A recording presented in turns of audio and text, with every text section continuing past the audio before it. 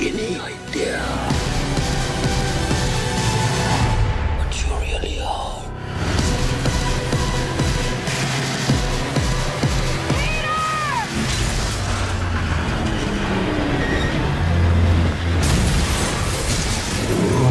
Hi, I'm Kat. I'm Mike. I'm Jay. And today we're reviewing The Amazing Spider-Man. Web slinger. I'm amazing too. Tobey Maguire is crying right now. Andrew Garfield stole this bad boy. It was a great revamp, and I had very low expectations, so I was pleasantly surprised, I must say. Only thing that annoyed me was he was like this, it was hard to feel sorry for Spider-Man, for Peter Parker. He was like this hip, cool dude. And he wasn't Gwen, cool. the It's hot... cool he was made fun of all the time. Yeah, but he was hip already, and the girl already liked him. But it's because she's supposed to be like pure and stuff. Emma Stone. Are you even close to being pure? See, here's the problem with the films. It's better than Spider-Man 1 and 3. I don't know about Spider-Man 2. He had to overcome Tobey Maguire's Spider-Man. Did he do it? He did. Yeah, he did. So it's an action, adventure, fantasy, thriller movie. Obviously, it's Spider-Man. What are you expecting? It's Marvel at it again. Stan Lee does a great appearance. That part cracked me up. He's got wireless headphones. Marc Webb directed it. James Vanderbilt is the writer. He's in movies like The Loser, Zodiac. Zodiac was really good. This movie has, the other old Spider-Man movies don't, is great acting, I think. Great acting. Great acting. Better than Spider-Man 2. That was an awesome story. What they did with Spider-Man, not Tobey Maguire as an actor, he didn't do anything amazing in that. The whole story was amazing. Yeah. And that's what this one's lacking. The city's gonna fight for Spider-Man, they believe in Spider-Man type thing, but it doesn't achieve the same climax. I mean, and the Lizard does. is, let's be honest, the There's Lizard's story is really, really lame. Rhys Ifans? I don't know how to say it. Please correct me below how you say it. The guy who played Dr. Connor's season, but yeah, the character of Lizard was not that good. It's just not a well-formed character. As Dr. Connors, he's really good, but there's absolutely no motivation to become the Lizard. What villain do you guys want to see in the next one? Green Goblin. Oh, yeah, why are you gonna redo it though? There's so many villains you could possibly do. Why would you redo something that's already been done? Harry! Redo Venom. Venom's getting his own film, so they might actually just put him in the second one to launch his story. It changes the way that we know Spider-Man. Now his father and his mother abandoned him as a child and left him with his uncle. Yep.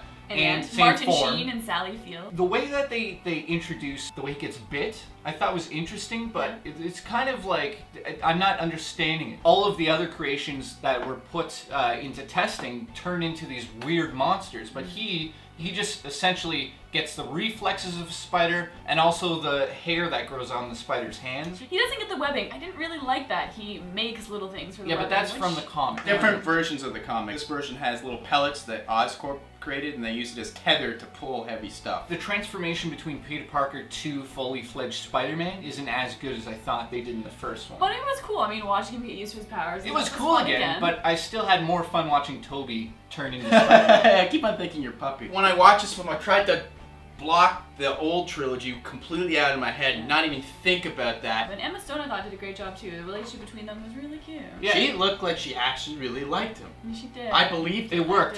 So Denis Leary plays Emma Stone's father in this, and he's actually really good in this. I thought it would be... He's an asshole!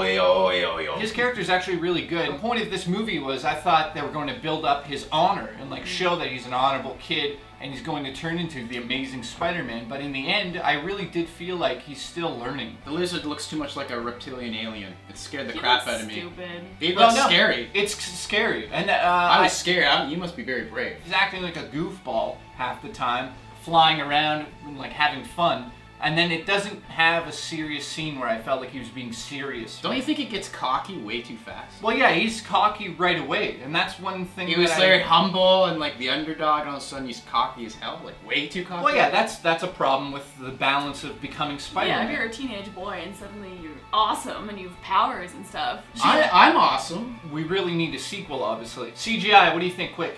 Okay. Not amazing. Yeah, the Lizard wasn't the best. The rest of it I thought was good. There's one really cool shot when he's climbing Oscorp and he's on the glass. Spider-Man was climbing up the side like a real spider really quick. And the other films, you never really got to see that. At least I don't remember a shot like that. Slinging more often. I like how they have the slinging, though it's not flawless. Like, it's easy for him. He's, like, struggling a little bit every time to get just the right kind of angle and stuff. I like that. Oh, yeah, because, like, who's going to turn into Spider-Man and be able to all of a sudden be Indiana Jones with a Well, me, but how many web slingers do you give out of 10? An 8. I really enjoyed it. Some of the CGI wasn't the best, and some of the plot wasn't amazing, but I was entertained. I was pleasantly entertained. I really liked the acting. I thought they did a great job in casting, and that all these actors really held their own. I give it an 8 out of 10. I think that some of the bad things about the film are definitely the plot holes. Also, the way that New York is portrayed. It's like the worst thought out scene ever. I thought it was so nice. I was like, yeah, nice? that's awesome. It's so unbelievably silly. It's over the top, ridiculous. Almost like the producers were like, we don't give a shit if it makes no sense. We just have to do it. The music was pretty good. Emma Stone as Gwen Stacy's awesome. Powerful, strong, and very attractive. Smart and ballsy. Yeah, Courageous. got big balls. Click, clang, click, clang, click, clang. I gave it a 7.5 out of 10. Reason why I don't give it a perfect 10 is the reasons that they stated before. I also thought that Spider-Man got way too cocky, way too quick, and it made me not like the character, actually. And they tried to make the climax very powerful, and I just feel like it didn't achieve that. It felt kind of silly. That's the man that saved my boy. Mike and I laughed out loud at that shit. It didn't need to be said. I was pleasantly surprised. It's hard not to compare it with the old Spider-Man films with Tobey Maguire, but I think they did a good job overall. Now I'm gonna go spray you with some web. Ooh, cat. Right in your vagina. What? I give it a 7.5 out of 10. Like? Well, hurry up. Well, it's a review. Say It's been like 20 minutes. That's okay.